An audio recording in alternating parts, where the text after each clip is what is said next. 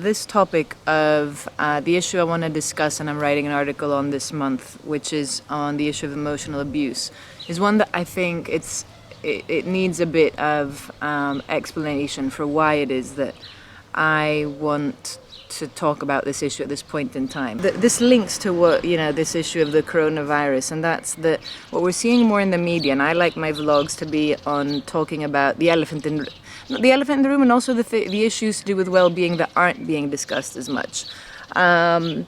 The gaps, if you like. I appreciate the fact that more is being done now to raise, awareness about the issue of domestic violence, largely because it's increased in this time around the world. It's increased, statistics show it's increased in Greece, it's increased in countries all over the world.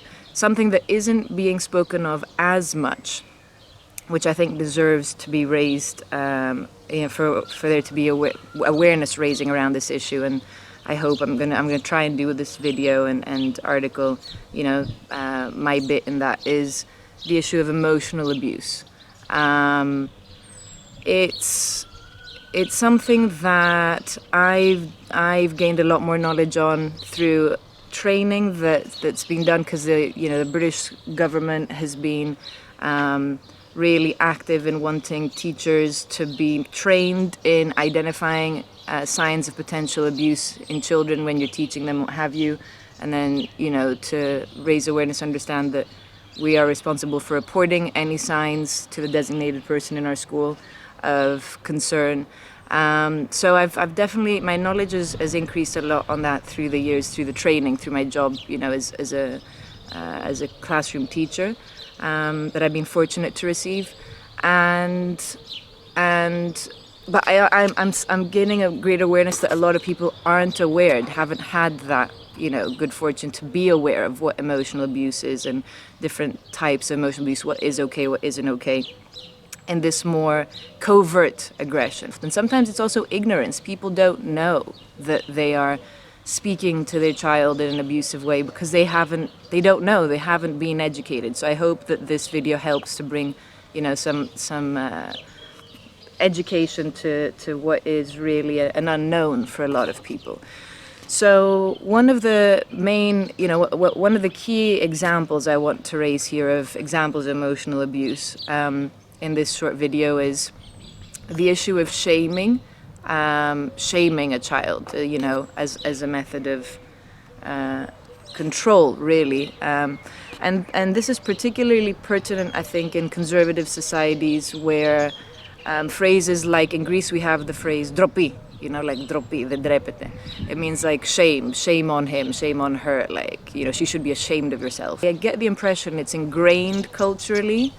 I don't know if it's a generational thing, I don't know if it's cultural, if it's, but it's definitely so widespread that I think a lot of people would be surprised to know that that is an abusive thing to say, to shame someone. And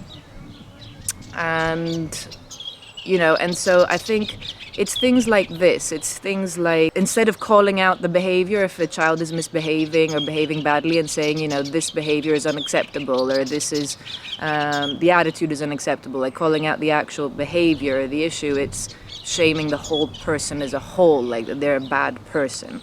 Or phrases, then it's, words like calling someone like a bad child or like palyopedo, like that is emotional abuse. It is not okay. And yet that kind of thing's also more common than I think you'd expect. And I think, again, that's partly an issue of education, that people don't know, they haven't been educated to understand that this is wrong, it's not okay. You call out the behavior, you describe the behavior that is problematic, that the child needs to change, but you don't call a child a bad child. You say that's bad behavior, that's rude, or the attitude and behavior is unacceptable. That's different to saying you as a person are a bad person. There we're going into the territory of emotional abuse. I'm going to stop it here because I wanted this more to be an introduction to the issue. And, if you're interested in reading more about this, if you want to educate yourself more on this issue, then go ahead. I'm going to link below. I'm going to add a link below to the blog article that I'm writing on this issue. And I really hope that helps raise awareness in an issue that I think we need to start talking more about now. And especially because if we're going to talk about well-being, it's more than just, teach kids how to meditate, teach kids breathing techniques, or to get in touch with their body so they can also tap into their body intelligence rather than just living from the head up, And by kids I also mean young adults. It's,